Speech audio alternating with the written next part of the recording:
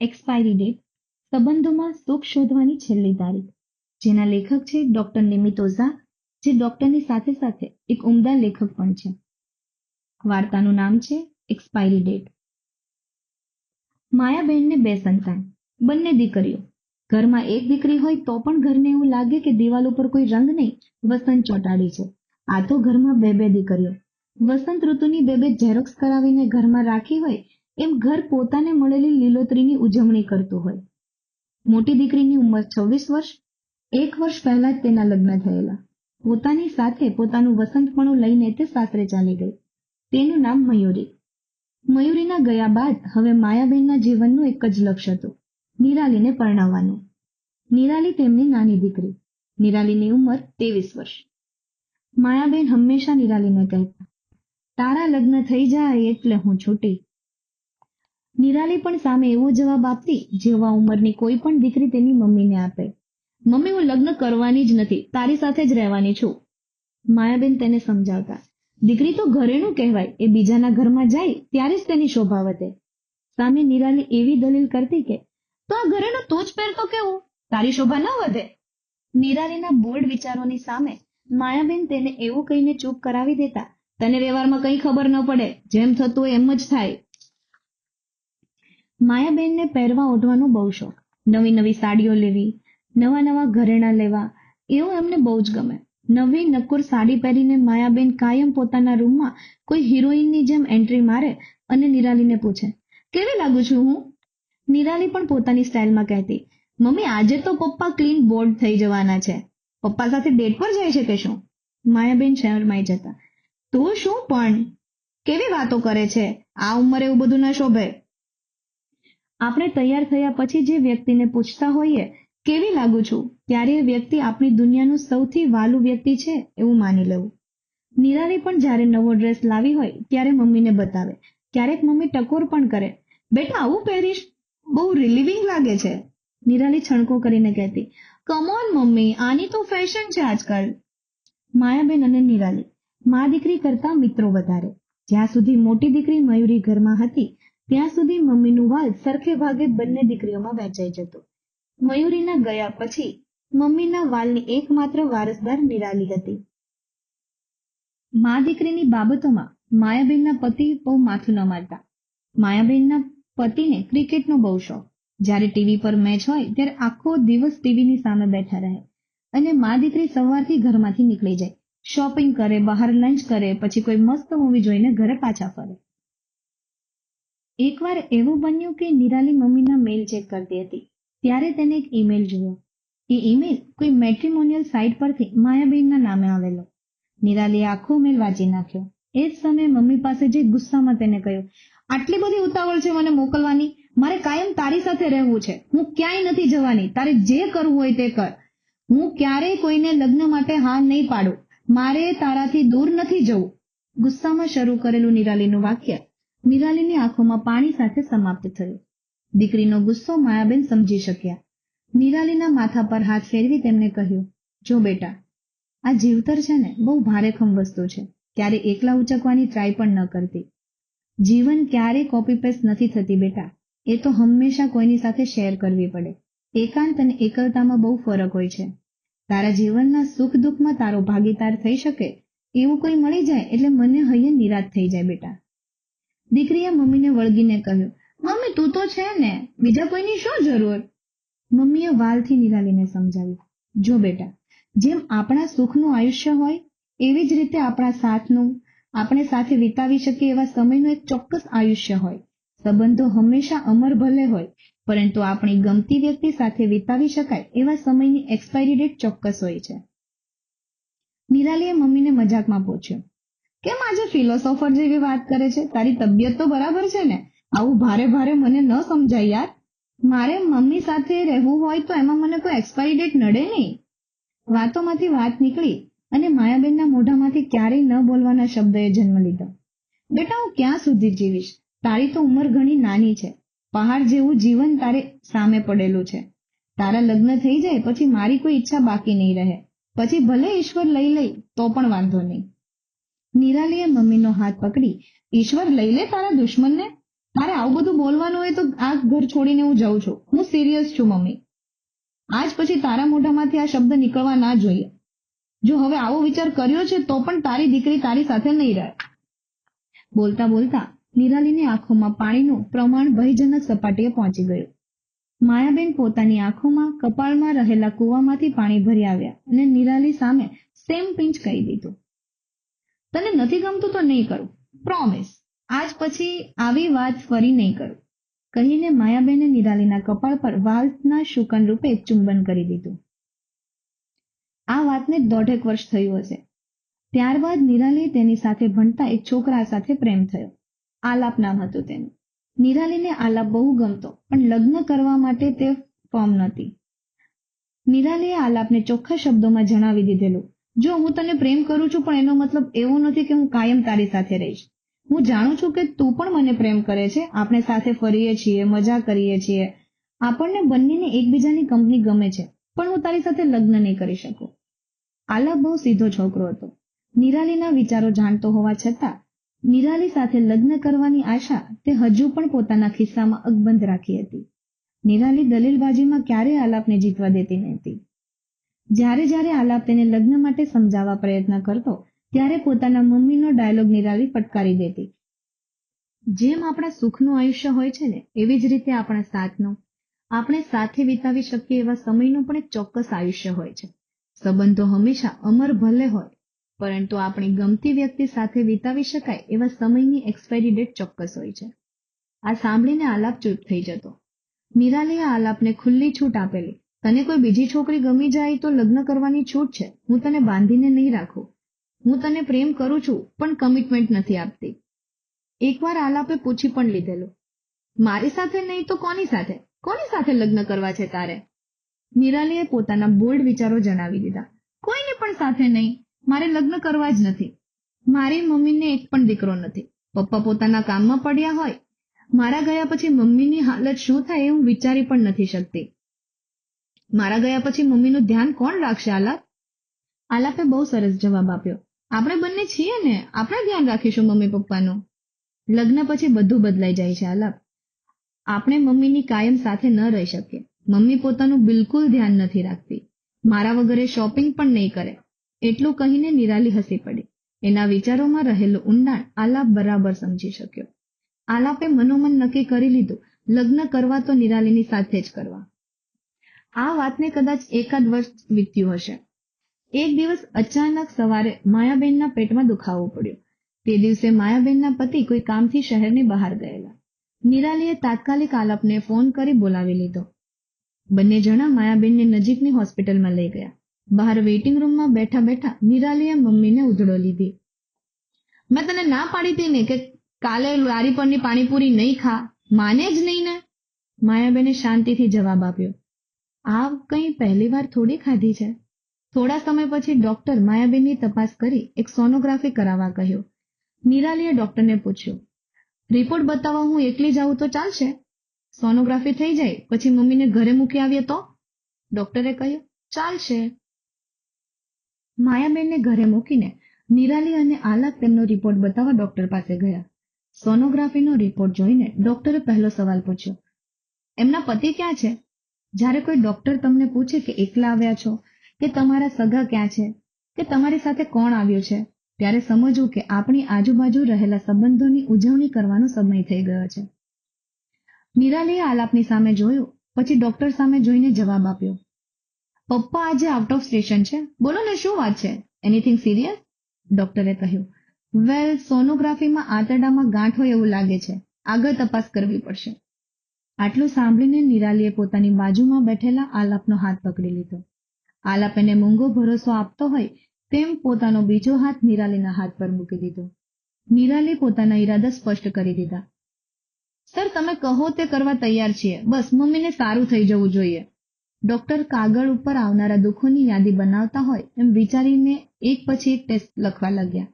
અંતમાં તેમણે કહ્યું, સીટી સ્કેન કરાવવો જરૂરી છે. સીટી સ્કેન થયા પછી પિક્ચર વધારે ક્લિયર થશે. બીજા દિવસે સવારે માયાબેનનો સીટી સ્કેન કરાવવામાં આવ્યો. તેમના પતિ, નિરાલી અને આલાપ ત્રણેય જણા તેમની સાથે હતા. સીટી સ્કેન પત્યા પછી મમ્મી પપ્પાને ઘરે મોકલી દેવામાં આવ્યા. રિપોર્ટ લઈને નિરાલી અને આલા ડોક્ટરને મળવા ગયા. આપણી જિંદગીના પ્લે અને સ્ટોપ બટન એક સીટી સ્કેનના રિપોર્ટમાં હોય તે વાતથી નિરાલી અજાણ હતી. એવું નથી કે તમારી ખુશીઓ કે તમારા સુખને કાયમ કોઈ માણસની નજર લાગે. માયાબેન અને નિરાલીના સંબંધને સીટી સ્કેનની નજર લાગી ગઈ. આવનારું જીવન સીટી સ્કેનના રિપોર્ટ પરથી યુટર્ન લેશે એવી જાણ તો કોને હોય? ડોક્ટરે સીટી સ્કેનનો રિપોર્ટ અને પ્લેટ્સ જોયા. થોડા ગંભીર સ્વરે ડોક્ટરે માયાબહેનની તકલાદી જીવનની મજબૂત હકીકત નિરાલીની સામે રાખી દીધી. કોલોન, મોટા આંતરડામાં ગાંઠ છે. કેન્સરની ગાંઠ હોવાની પૂરેપૂરી શક્યતા. ઓપરેશન કરીને આ ગાંઠ કાઢવી પડે. બાયોપ્સીનો રિપોર્ટ આવે પછી મેલિગ્નસી કન્ફર્મ થાય. આટલું બોલીને ડોક્ટરે માયાબેનના રિપોર્ટની ફાઇલની સાથે સાથે તેમના સુખ અને આનંદ અને જિંદગીની ફાઇલ પણ બંધ કરી દીધી. કોર્ટરૂમમાં બેઠા હોય અને ન્યાયાધીશ ફાંસીની સજા સંભળાવે ત્યારે જેવી ફિલિંગ ગુનેગાર અને સગાઓને થાય, બસ એવી જ ફિલિંગ ત્યારે દર્દી અને તેના સગાઓને થતી હોય છે. બસ ફરક એટલો છે કે દર્દીઓએ ગુનો ન કર્યાની સજા મળતી હોય છે. ઈશ્વરની અદાલતના ન્યાયાધીશના પુરાવા કે સાબિતીના આધારે નહીં, ઈશ્વરની ઈચ્છાના આધારે ચુકાદા આપતા હોય છે. પોતાની ભાંગી પડેલી હિંમતને આલાપના ખંભે નાખીને નિરાલી ડોક્ટરના કન્સલ્ટિંગ રૂમની બહાર નીકળી. બહાર નીકળીને સૌથી પહેલું અગત્યનું કામ નિરાલીએ હોસ્પિટલમાં જ પતાવી દીધું. આલાપના ખભા પર માથું મૂકીને નિરાલીએ પોતાની આંખોના નળ ખુલ્લા મૂકી દીધા. આવી રીતે બંધ પરબિડિયામાંથી આવનારી તકલીફોનું ભૂમિપૂજન કરવાનું નિમંત્રણ મળશે એવી તો કોને જાણ હોય. આ પહેલા નિરાલીએ ક્યારેય રડવાની પ્રેક્ટિસ કરેલી નહીં, પરંતુ આજે તેનું આ પરફોર્મન્સ જોઈને હોસ્પિટલ પણ ગળગળી થઈ ગઈ. હોસ્પિટલને મમ્મી હોત તો એ પણ રડી પડે. પોતાની જીવનનું સૌથી મોટું, સૌથી ભયાનક રુદન પતાવીને નિરાલી ધીમે ધીમે સ્વસ્થ થવાનો પ્રયત્ન કરવા લાગી. પપ્પાને ફોન કરીને કોઈ કોફી શોપમાં બોલાવ્યા. ઘરમાં મમ્મીની સામે આ સમાચાર કેવી રીતે આપવા? આલાપ, નિરાલી અને પપ્પા કોફી શોપમાં મળ્યા. સામાન્ય રીતે આજ સુધી કોફી શોપનો ઉપયોગ પ્રેમ વધારવા માટે કરવામાં આવતો. કોફી શોપમાં સામાન્ય રીતે પ્રેમ પાંગરતો હોય છે. આજે પહેલીવાર કોફી શોપે કોઈના શરીરમાં રહેલી કેન્સરની ગાંઠ અને તેની વાતોને પાંગરતા જોઈ. નિરાલીની વાતો સાંભળી કોફી શોપ પણ સ્તબ્ધ હતો. કોફી શોપ તો વાલ વેચવાનું પ્રતીક હોય છે. કોફી શોપ તો માણસને જોડે. અહીંયા તો કોફી શોપમાં કોફીની સાથે સાથે મમ્મીના કેન્સર જેવી શક્યતા પણ પપ્પાને પીરસવામાં આવી. જેમ કોફી દૂધમાં ભળી જાય એવી જ રીતે નિરાલી આજે મમ્મીની બીમારીના દુઃખમાં ભળી ગઈ. મોટી બહેન મયુરીને કોફી શોપમાં જ ફોન કરવામાં આવ્યો. બંને બહેનોએ ફોન પર જ પેટ ભરીને રડી લીધું. મયુરીએ તાત્કાલિક મમ્મી પાસે આવવાનું નક્કી કરી નાખ્યું. બધાએ નક્કી કર્યું કે મમ્મીને ફક્ત એટલું જ કહેવાનું છે કે સામાન્ય ગાંઠ છે. એક નાનું ઓપરેશન કરવું પડશે. કેન્સર જેવો શબ્દ વાપરવો જ શું કામ? ત્રણેય જણ સાથે ઘરે જશે તો માયાબેનને ડાઉટ થઈ જાય કે કંઈ ગડબડ થાય છે. એટલા માટે ફક્ત નિરાલી એકલી ઘરે ગઈ. જેવી નિરાલીને જોઈ માયાબેને એક જ પ્રશ્ન પૂછ્યો. માયાબેનના પ્રશ્નપત્રના પહેલા જ પ્રશ્નના 100 માર્ક્સ હોય એવું નિરાલીને લાગ્યું. કારણ કે સવાલ એટલો બધો મોટો હતો કે બહુ વિસ્તારથી જવાબ આપવો પડે. માયાબેને નિરાલીને એવો સવાલ પૂછ્યો જેના જવાબમાં માયાબેનની જિંદગીનો આખો સિલેબસ આવી જાય. શું આવ્યું સીટી સ્કેનમાં? મમ્મી સામે જોવાનું અવોઇડ કરીને નિરાલી રસોડામાં પાણી પીવા ચાલી ગઈ. રસોડામાંથી જ મોટા અવાજે મમ્મીના સવાલનો જવાબ આપી દીધો. એક હાથમાં પાણીનો ગ્લાસ રાખીને નિરાલીએ મમ્મીને બનાવટી આનંદના સમાચાર આપ્યા. કંઈ ખાસ નથી મમ્મી, એક નાની ગાંઠ છે, એની મેળે મટી જશે. મમ્મી કશું બોલ્યા જ નહીં. તેને નિરાલીની બહાર આવવાની રાહ જોતા ઊભા રહ્યા. હાથમાં પાણીનો ગ્લાસ લઈને નિરાલી બહાર આવી. આવી રીતે શું ઊભી છે? કંઈ મરી નથી મારી માં, સામાન્ય ગાંઠ છે બાપા. પણ હું શું કહું છું, ભલે ને એની મેળે મટવાની હોય, આપણે કઢાવી નાખવી સારી. ક્યારે પાછો અચાનક દુખાવો કરે તો? બાળપણમાં નિરાલી બીમાર પડતી ત્યારે માયાબેન તેને કડવી દવાઓ ગળ્યા શરબતમાં નાખીને આપતા. કડવી વાતો ગળે ઉતારવા માટે તેના ઉપર કરવામાં આવતું ગળપણનું કોટિંગ. માયાબેન તો જાણતા જ હોય ને, ચોકલેટ આપવાના બહાને મોઢું ખોલાવીને દવા પીવડાવવાની આ વર્ષો જૂની ટેકનિક મમ્મીને ખબર જ હોય. મમ્મી બનવાના વ્યવસાયમાં માયાબેનને બહોળો અનુભવ હતો. એ વ્યવસાયમાં કોઈ પણ તમને છેતરી શકે એમ નહોતું, ભલે ને તે પોતાની દીકરી જ કેમ ન હોય. માયાબેનને નિરાલીનો હાથ પકડી લીધો. સોફા પર બેસ. મારી આગળ શું કામ ખોટું બોલે છે? મમ્મી હું શું કામ ખોટું બોલું? તારે જોવા હોય તો રિપોર્ટ બતાવી દઉં, અત્યારે આલાપ પાસે છે, હું કહીશ તો કાલે લેતો આવશે. નિરાલીએ મમ્મી પાસે પોતાનો કોન્ફિડન્સ જાળવી રાખ્યો. માયાબેન હવે થોડા ગંભીર થયા. મારે કોઈ રિપોર્ટ્સ નથી જોવા, તારી વાત પર મને વિશ્વાસ છે.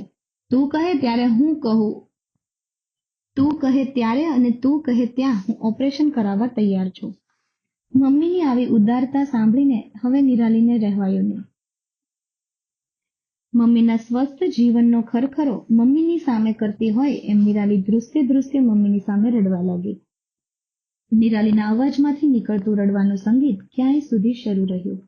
જેમ કોઈ સંગીતકાર વાદ્ય વગાડતી વખતે સમ પર આવે એમ નિરાલી પોતાનું રુદન અધવચ્ચે અટકાવીને સમ પર આવી. મમ્મી, હું હંમેશા તારી સાથે રહીશ. માયાબેને જબરી સ્વસ્થતા જાળવી રાખી.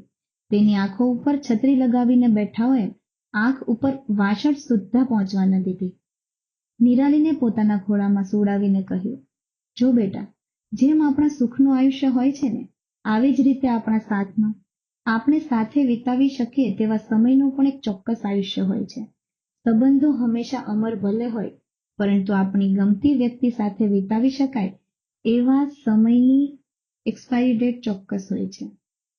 નિરાલીએ રડતા રડતા જ મમ્મીને કહી દીધું. બહુ જૂનો ડાયલોગ છે, કઈ નવો ડાયલોગ માર. આટલું બોલીને નિરાલી હસી પડી. પછી ફરી પાછું રડવાનું રિધમ જાળવી રાખ્યું. બીજે દિવસે સવારે માયાબેન કોઈ પણ પ્રકારની આગોતરી નોટિસ વગર જ નિરાલીના રૂમમાં ઘૂસી ગયા. નિરાલી કોઈ ડોક્ટર જોડે ફોન પર વાત કરતી હતી. મમ્મીને આમ જોઈને તેને વાન ટૂંકાવી નાખી. મમ્મી, તો આમ અચાનક? માયાબેન પાસે સમય બહુ ઓછો હતો. એને સીધા મુદ્દાની વાત પર આવ્યા. જો નિરાલી, મેં તારી વાત માની લીધી છે. હું ઓપરેશન કરાવવા તૈયાર છું. હવે તારે મારી એક વાત માનવાની છે. તું લગ્ન માટે આલાપને હા પાડી દે. સારો છોકરો છે, તારું ધ્યાન રાખશે. નિરાલીએ બહુ જ એક્સપેક્ટેડ જવાબ આપ્યો. મમ્મી, અત્યારે બધું વિચારવાનો સમય નથી. માયાબેન આજે નિરાલી પાસે હા પડાવવાના ઈરાદા સાથે આવેલા. જો નિરાલી, તું હા નહીં પાડવાની હોય તો હું ઓપરેશન નહીં કરાવું. તને મારા સમ છે. નિરાલીએ કહ્યું. મયુરી કાલે આવે છે, આપણે પછી નક્કી કરીએ. માયાબેન મક્કમ રહ્યા. હું આજે હા સાંભળ્યા વગર નથી જવાની. નિરાલીએ પણ પોતાનો બહુ જૂનો ડાયલોગ ફરી વળગાડી દીધો. આટલી બધી ઉતાવળ છે તને મને મોકલવાની? મારે કાયમ તારી સાથે જ રહેવું છે. હું ક્યાંય નથી જવાની. તારે જે કરવું હોય તે કર. હું કોઈને ક્યારેય પણ લગ્ન માટે હા નહીં પાડું. મારે તારાથી દૂર જવું જ નથી. માયાબેને નિરાલીના ગાલ પર એક હળવેથી તપલી મારીને એને કહ્યું. ચવાઈ ગયેલો ડાયલોગ છે, કઈ નવું સંભળાવ. પછી મા દીકરી બંને રડવાની હરીફાઈમાં ઉતરી આવ્યા. બંને એકબીજાને ગળે મળીને એવી રીતે રડ્યા જાણે અડધો કલાકમાં 10 ઇંચ વરસાદ વરસવાનો બંને ટાર્ગેટ પૂરો કરવાનો હોય. રડતા રડતા જ નિરાલીએ કહી દીધું. તારા જેવું કોણ થાય? જા, કહી દે તારા જમાઈને લગ્ન કરવા તૈયાર છો. આ સાંભળીને માયાબેનની આંખોમાં રહેલા આંસુએ તો રંગ બદલી નાખ્યો. દુઃખના આંસુએ વેશપલટો કરીને હર્ષના આંસુમાં બની ગયા. મયુરીના આવ્યા પછી નક્કી કરવામાં આવી એક બાજુ ઓપરેશનની તારીખ અને બીજી બાજુ સગાઈની તારીખ. મોટી કોર્પોરેટ હોસ્પિટલમાં માયાબેનનું ઓપરેશન કરવામાં આવ્યું. ઓપરેશન સફળતાપૂર્વક પાર પાડવામાં આવ્યું. 5 દિવસ પછી માયાબેનને ઘરે રજા આપવામાં આવી. બાયોપ્સી રિપોર્ટ આવવાને હજુ 2-3 દિવસની વાર હતી. પોતાના પેટમાંથી ગાંઠ નીકળ્યાનો આનંદ અને દીકરીની ગાંઠ કોઈ સાથે બંધાયાનો આનંદ ઉજવતા માયાબેન પોતાના ઘરે આવ્યા. હવે તો માયાબેન ઘરમાં પણ હરફર કરી શકતા. મયુરી પોતાના સાસરે પાછી ફરી ગઈ. 2 દિવસ પછી માયાબેને નિરાલીને ફોન પર વાત કરતા સાંભળી.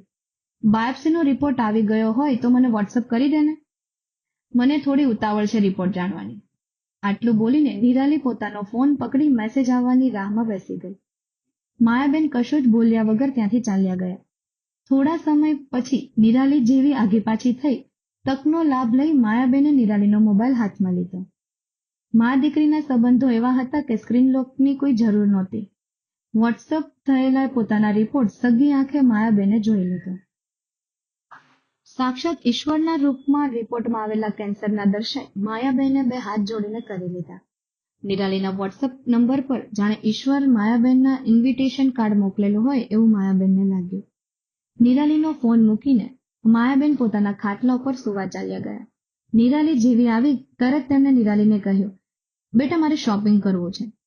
રિપોર્ટના આઘાતમાંથી હજુ બહાર પણ નીકળ્યા ન હોય અને કોઈ આમ ઉજવણી માટે તેડાવે આવી તો ઉજવણી બહુ અઘરી હોય છે. મમ્મી તને બહાર નીકળવાની ના પાડી છે. ગાડીમાં લઈ જા ને, એક જ દુકાને જઈને પાછા આવી જશો. માયાબેનની જીદ સામે હવે નિરાલીએ નમતું જોખવાનું શરૂ કરી દીધું. માયાબેન ઓપરેશન પછીની સાતમ આઠમ ઉજવવાના હોય એમ પોતાના માટે નવી નક્કોર સાડી લઈને આવ્યા.